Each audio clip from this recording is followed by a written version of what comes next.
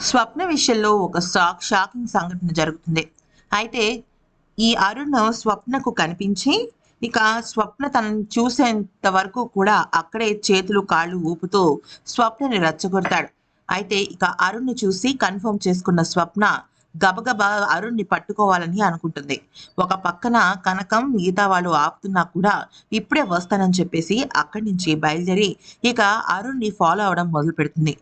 అయితే ఇక వెనక నుంచి రుద్రాణి అలాగే రాహుల్ ఇద్దరు కూడా వాళ్ళు వేసిన పన్నాగంలో స్వప్న ఇరుక్కుంది అనే విషయాన్ని కన్ఫర్మ్ చేసుకుని ఆనందంతో ఉంటారు. ఇక ఇక మిగతా వాళ్ళందరూ కూడా అందరూ పూజ పూర్తి చేసుకుంటారు. అంతా పనులయిపోతాయి. రాహుల్ కనిపించడు, రుద్రాణి కనిపించదు, స్వప్న కనిపించదు. దాంతో తలా ఒక దిక్కు వెళ్ళడం మొదలుపెడతారు. బహుశా వీళ్ళ చేతుల్లో ఫోన్లు లేవేమో మరి ఫోన్ చేసి కనుక్కోవడానికి. అది పక్కన పెట్టేసేయండి.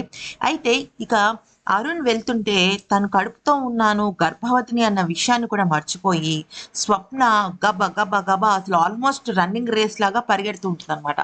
అయితే గుడి అన్నాక జనాలుంటారు. పైగా కార్తీక పౌర్ణమి అంటే విపరీతమైన రష్ ఉంటుంది కదా!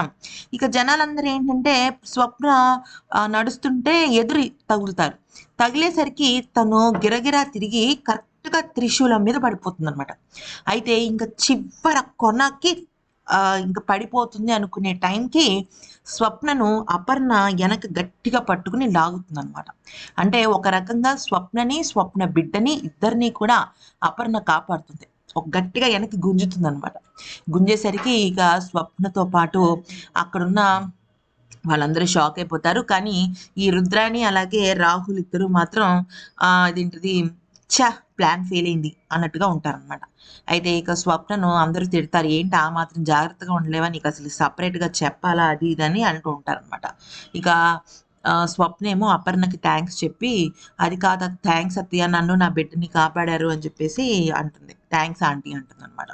అయితే ఈలోపు ఎందుకు ఇక్కడికొచ్చావు? అసలు ఏమైంది? అది ఇది అని అడిగితే అప్పుడు స్వప్న ఆ అరుణ్ గాడు కనబడ్డాడు. అందుకే వాడిని ఎతుక్కొని 4 పీకి మీ అందరి ముందు నిలబెడదాం అనుకున్నాను అంటే, ఈలోపు రాజ్, కావ్యలిద్దరూ కూడా అలా ఏమి జరగలేదే వాడిక్కడ లేడు అంటే, లేదు వాడిక్కడే ఉన్నాడని అంటుంది. అయితే ఈలోపు పెద్దావిడ ఏమంటుందంటే, నీకెందుకైనా వాడు కనబడితే ఏంటి? కనబడకపోతే ఏంటి?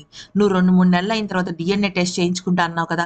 అప్పటి వరకు నువ్వు జాగ్రత్తగా ఉండు అంటే, ఈలోపు కావ్య ఏమంటుందంటే, నిజంగా వాడిక్కడ ఉన్నాడని తెలిస్తే మాత్రం వాడిని వదిలిపెట్టేది లేదక్కా. నువ్వు జాగ్రత్తగా ఉండు అంటుంది.